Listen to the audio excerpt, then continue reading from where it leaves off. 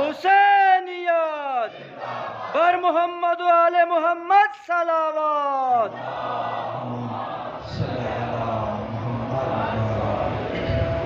فاتحہ. بسم اللہ الرحمن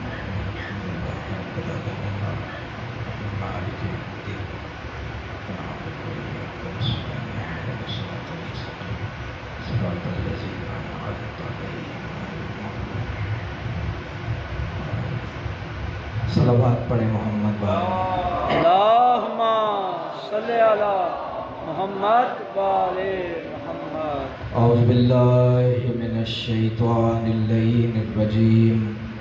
بسم اللہ الرحمن الرحیم.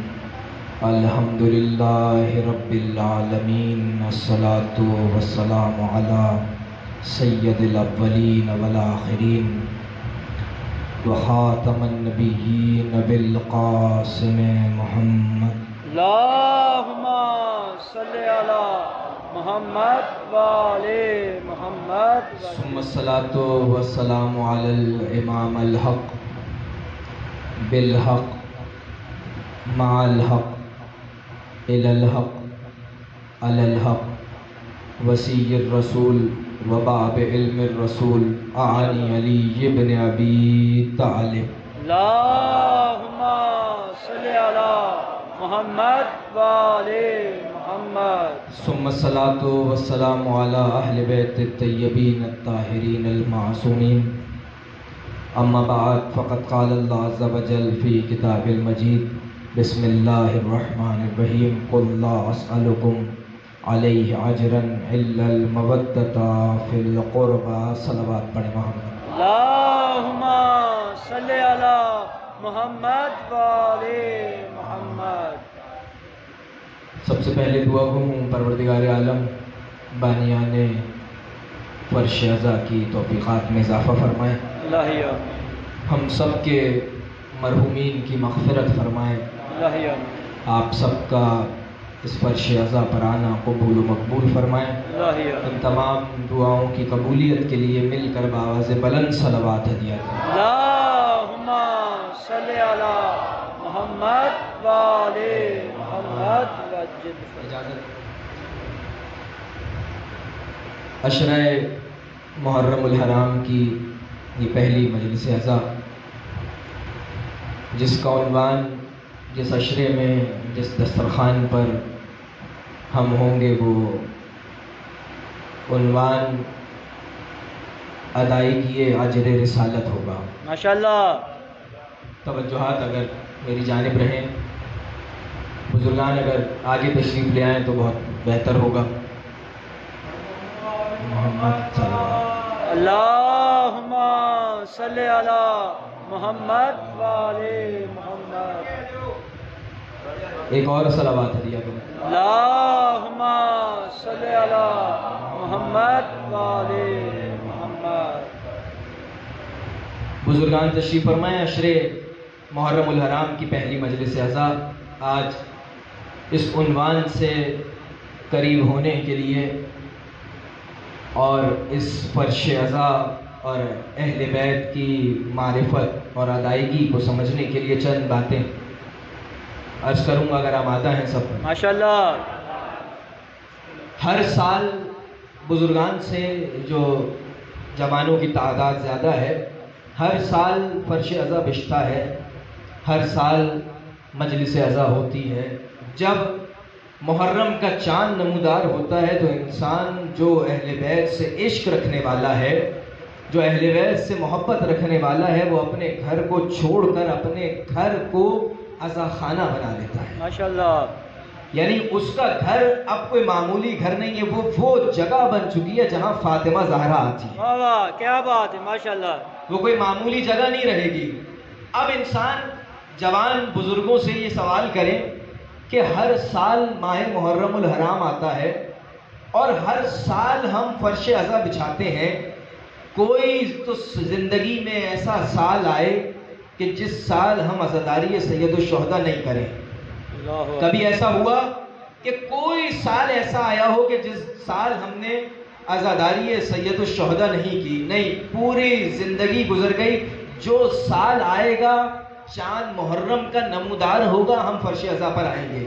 ماشاءاللہ. اس کی وجہ، اس کی دلیل، کوئی ایک ایسا سال آئے کہ جس سال ہم مجلس نہ کریں، امام حسین کا فرش نہ بچھائیں، امام کو پرسہ نہ دیں، بی بی کو پرسہ نہ دیں. کیوں؟ یہ ہمیشہ فرش عزا بچھانے کی وجہ یہ ہے کہ ہم وہ واحد قوم ہیں جو ہر سال ادائیگی اجر رسالت کر رہے ہیں. ماشاءاللہ.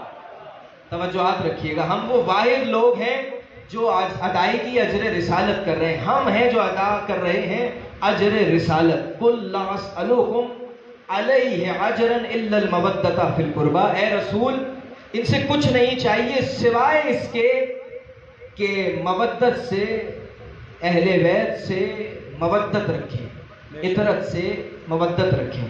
اب اگر آپ کی توجہات ہیں تو باب محبت کے 2 قانون ہیں.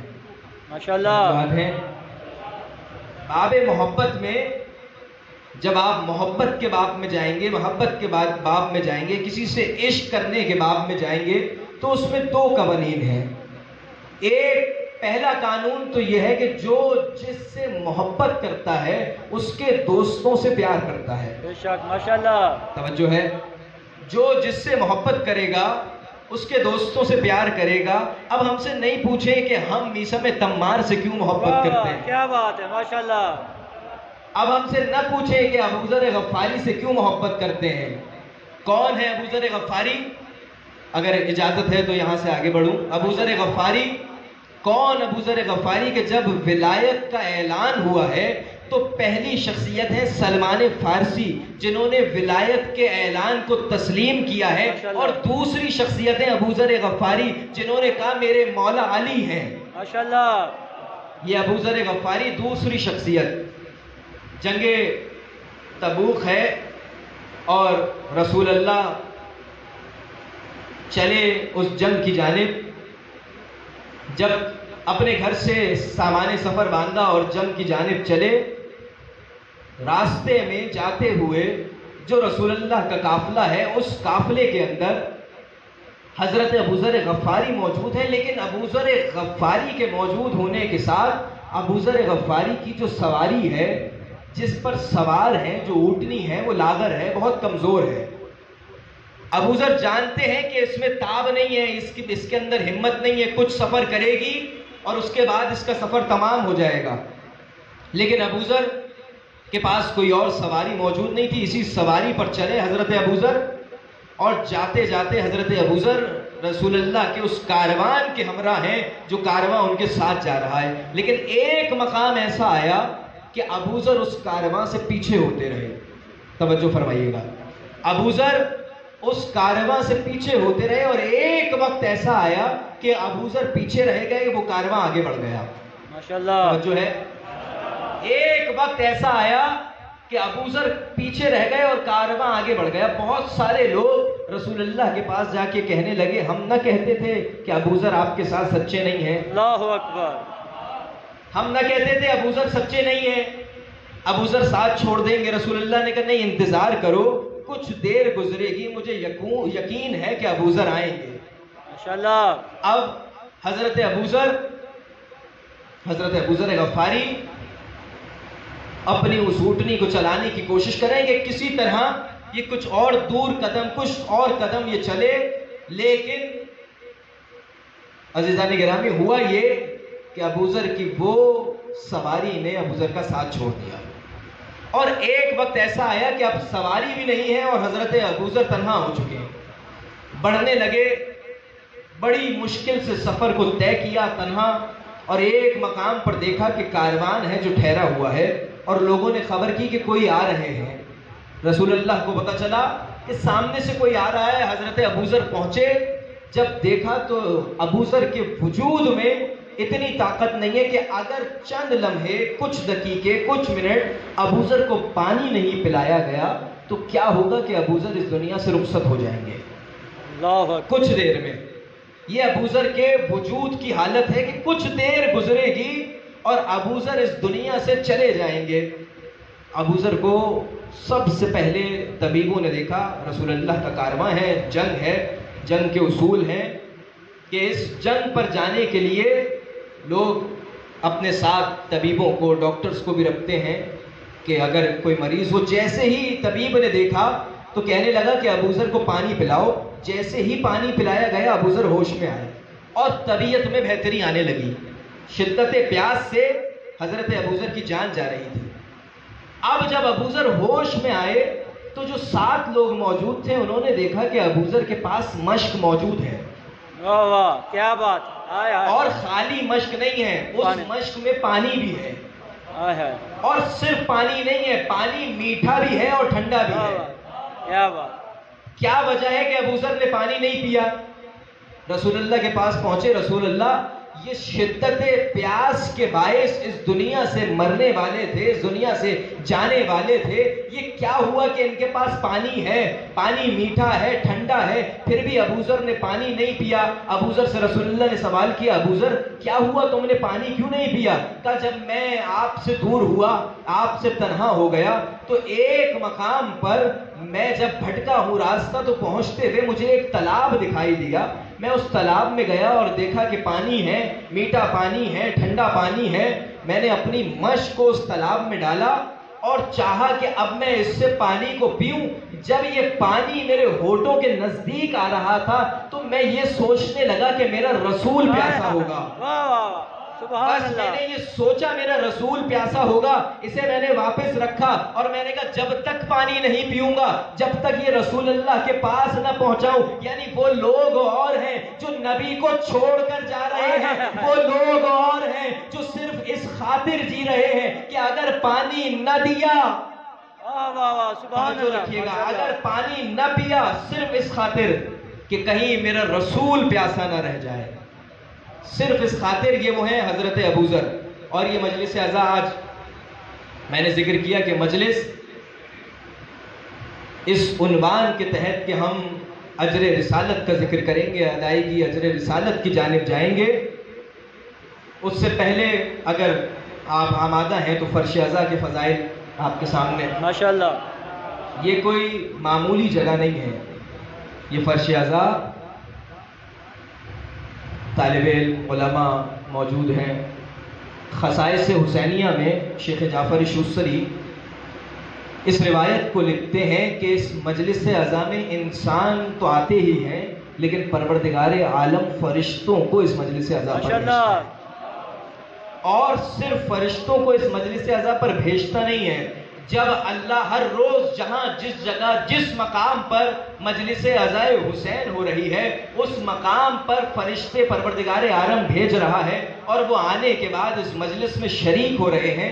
اب جب وہ فرشتے پلٹ کر اپنے اس مقام پر جاتے ہیں، آسمان پر جاتے ہیں، تو جانے کے بعد فرشتے اس مقام پر پہنچتے ہیں. دوسرے فرشتے ان سے سوال کرتے ہیں کہ آج تمہارے پاس سے ایسی خوشبو آ رہی ہے جو پہلے نہیں آتی. ماشاءاللہ سبحان اللہ. توجہ کیا رکھیے بات گا. ہے. آج تمہارے وجود سے خوشبو آ رہی ہے جو پہلے نہیں آتی تھی. کس مقام سے آ رہے ہو؟ کہہ رہے ہیں نہیں ہم تو روز مرہ کی زندگی گزار کر آ رہے ہیں. کہ نہیں، سوچو ذرا، اس بات پر غور کرو، اس بات کو دیکھو ذرا کہ کہاں سے آ رہے ہو، آج ایسا کیا کیا ہے. تو جب سوچنے لگے تو کہا کہ ہاں ہم مجلس حسین سے آ رہے ہیں. ماشاءاللہ. اور مجلس حسین میں آنے کا سبب یہ ہے کہ فرشتوں کے وجود سے خوشبو آتی ہے. وہ فرشتے جو مجلس عزا میں نہیں گئے وہ ان فرشتوں سے سوال کر رہے ہیں کہ ہمیں بھی مجلس عزا میں لے جاؤ. ماشاءاللہ. توجہ فرمائیے گا، ہمیں بھی مجلس عزا میں لے جاؤ. تو وہ فرشتے کہتے ہیں ہم اس مجلس سے چلے تو وہ مجلس تو تمام ہو چکی تھی. عزادار اب کل اس مجلس میں آئیں گے، وہ اس مقام سے جا چکے ہیں. اب یہ فرشتے کہتے ہیں کہ ہاں نہیں، ہمیں اس خوشبو کو چاہیے. ماشاءاللہ. ابھی اس لمحے ہمیں اس خوشبو کو حاصل کرنا ہے، ہمیں ہر صورت یہ خوشبو چاہیے. وہ کہتے ہیں اچھا اور کیا حل ہے، اب تو مجلس حسین تمام ہو گئی، کہیں اور مجلس دیکھتے ہیں. کہتے ہیں نہیں، تم جہاں گئے تھے ہمیں وہاں جانا ہے. تب پھر کیا کرے گا، چلو جو عزادار اس مجلس میں آئے تھے ان سے جا کر اپنے پروں کو مس کرتے ہیں، پھر ان کے وجود سے ویسی خوشبو آتی ہے جیسی مجلس حسین میں آتی ہے. ایک صلوات پڑھے بابا جان. نعرہ تکبیر، نعرہ رسالت.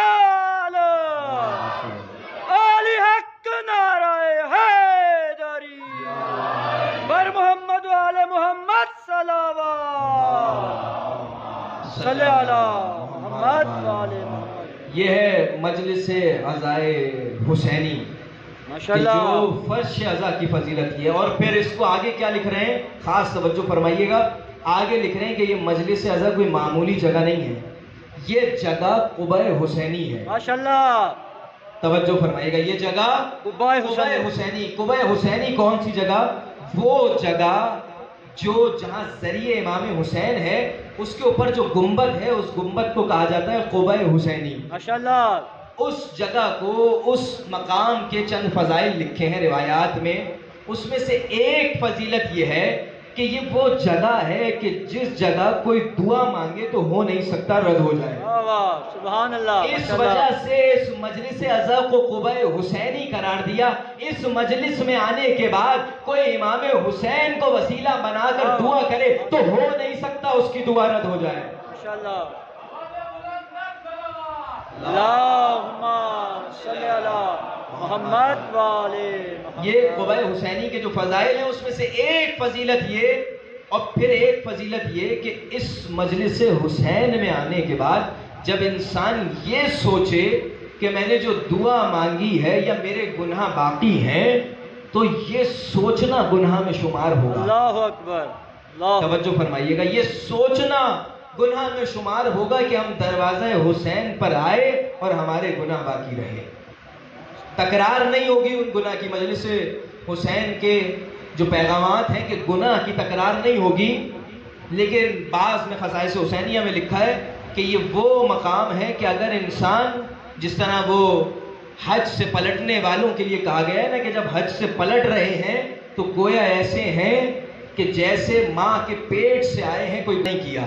اسی طرح مجلس حسین میں جو آیا ہے وہ یہ سوچ کر جائے کہ اب میں نے گناہ نہیں کرنا ہے. ماشاءاللہ.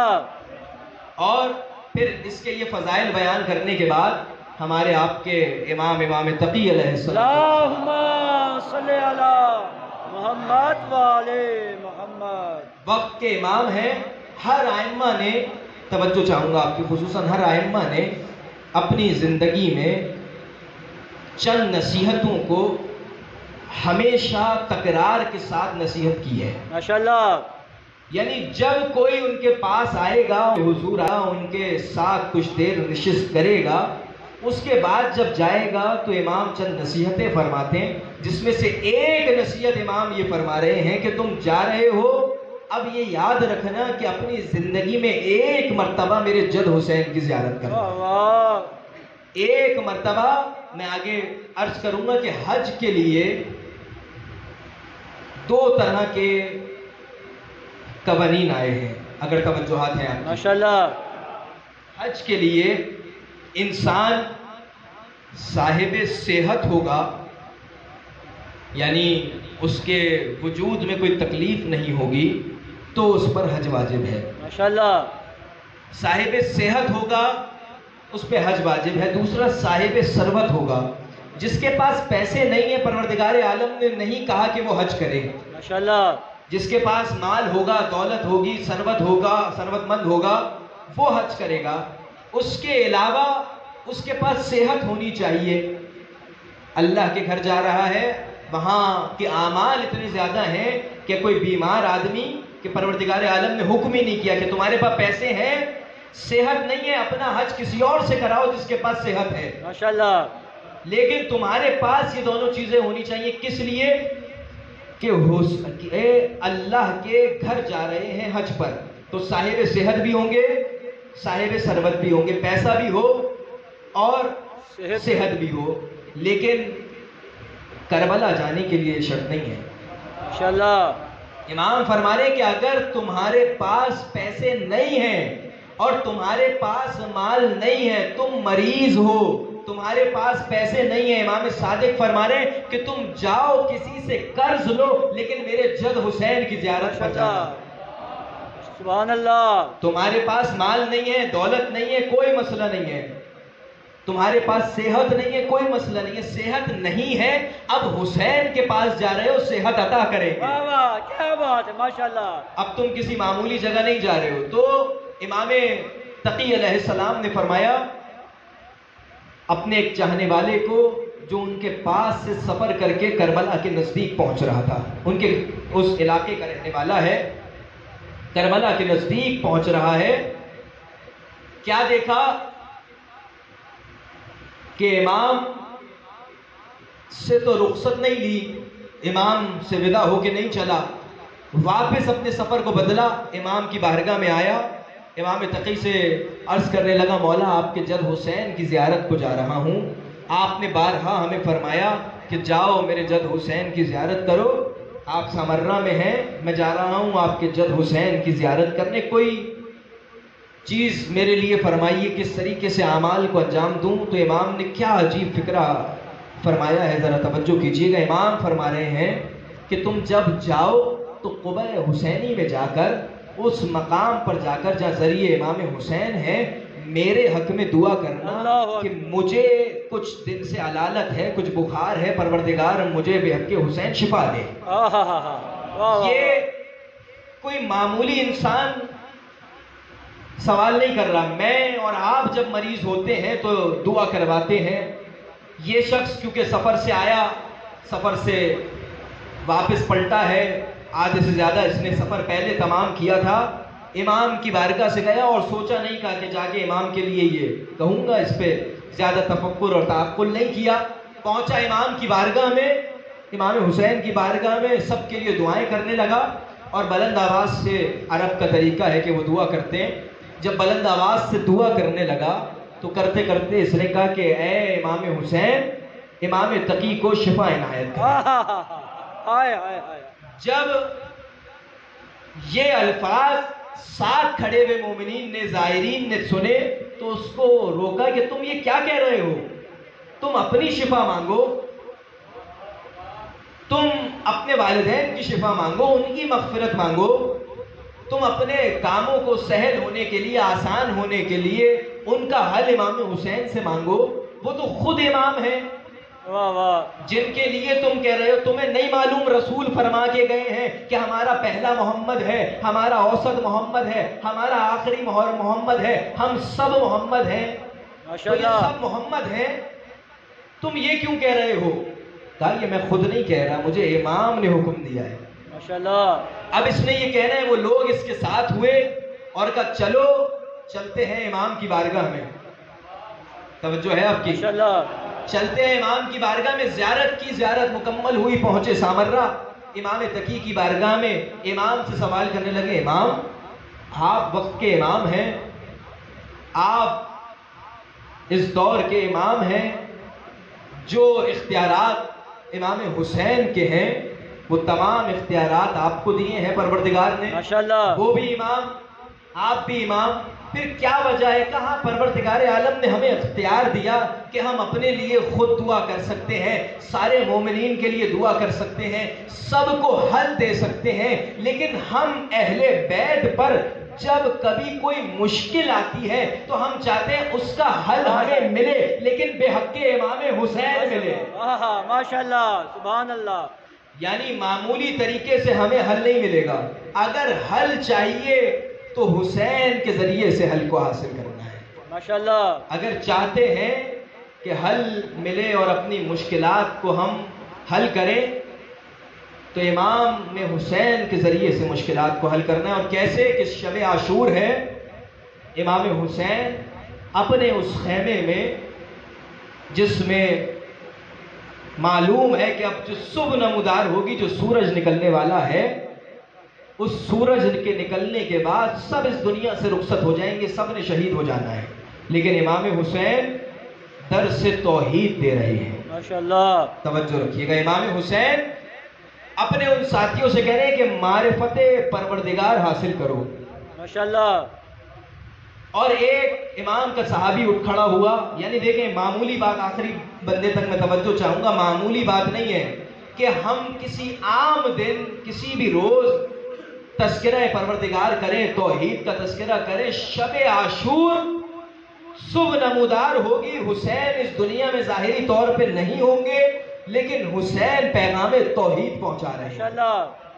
حسین توحید کے پیغام کو پہنچا رہے ہیں. اور جب اس کو ایک صحابی نے سمجھنا چاہا تو امام کے سامنے بلند ہوا اور عرض کرنے لگا مولا اس کو سمجھنے کے لیے ہم کیا کریں؟ معرفت عرفہ سے ہے، پہچاننے سے ہے، ہم کیسے پہچانیں پروردگار عالم کو؟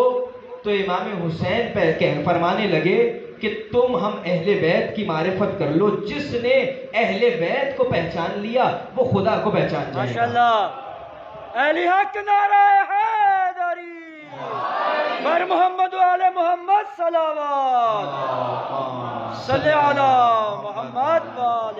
توجہ فرما رہے ہیں آپ؟ پھر اس کو بڑھ کر آگے علامہ مجلسی نے اس طرح سے لکھا کہ اصل میں خدا شناسی کا مطلب یہ ہے، خدا کو پہچاننے کا مطلب یہ ہے، خدا کو جاننے کا مطلب یہ ہے کہ انسان حسین شناسی کر لے۔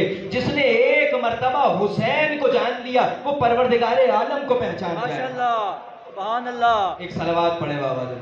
اللہم صلی علی محمد و آل محمد۔ جس نے ایک مرتبہ پہچان لیا پروردگار عالم کو، حسین کو، وہ پروردگار عالم سے تقرب بڑھائے گا، وہ خدا کے نزدیک تر ہوتا جائے گا۔ بس آج اس موضوع تک رکتے ہیں اور کل ادائیگی اجر رسالت کے عنوان سے گفتگو رہے گی کہ امام حسین نے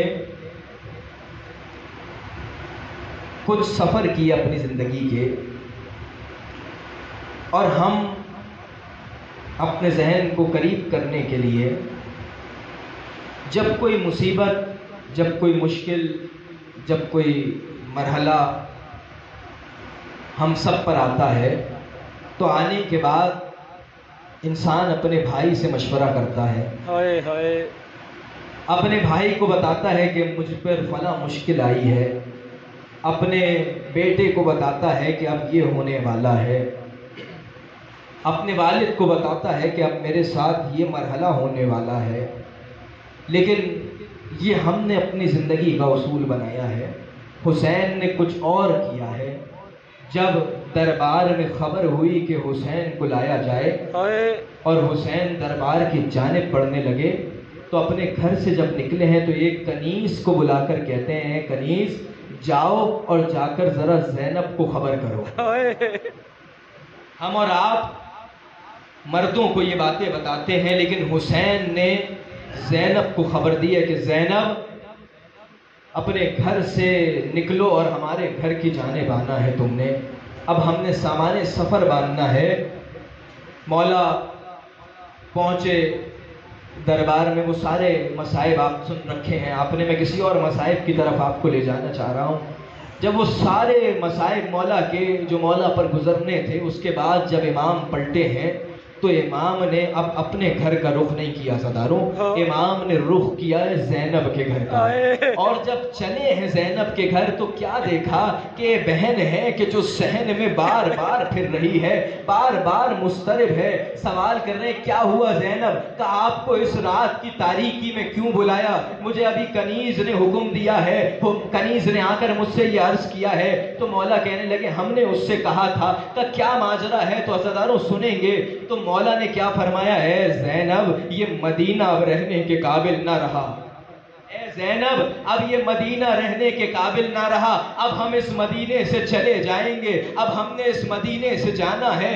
صبح نمودار ہوئی، راوی کہتا ہے کہ میں ایک دور جانے بیٹھ گیا اور ایک مخصوص جگہ سے بہت مشکل سے میں نے یہ روایت نقل کی ہے، میں دیکھنے لگا کہ حسین کس طریقے سے اپنا کارواں لے کر جائیں گے، حسین کس طریقے سے اپنے لوگوں کو لے کر جائیں گے۔ اب یہ سارا ماجرا وہ کس طریقے سے دیکھ رہا ہے، حسین ایک کرسی پر بیٹھے ہیں اور کبھی دیکھتے ہیں کہ اے علی اکبر ذرا آؤ، تمہاری ماں ام لیلہ آئی ہے، اس کو سوار کراؤ۔ کبھی کہتے ہیں اے قاسم ذرا نزدیک آؤ، ام فروہ آئی ہے، انہیں سوار کراؤ۔ کبھی کہتے ہیں اے سید سجاد ادھر آؤ میرے نزدیک آؤ، یہ تمہاری بہن آئی ہے، اس کو سوار کرو۔ یہ سارا منظر دیکھ رہے ہیں، لیکن عزاداروں ایک لمحہ ایسا آیا کہ سب جب آئے ہیں، امام حسین اس جگہ پر بیٹھے ہوئے تھے، نہیں معلوم اب کون آیا۔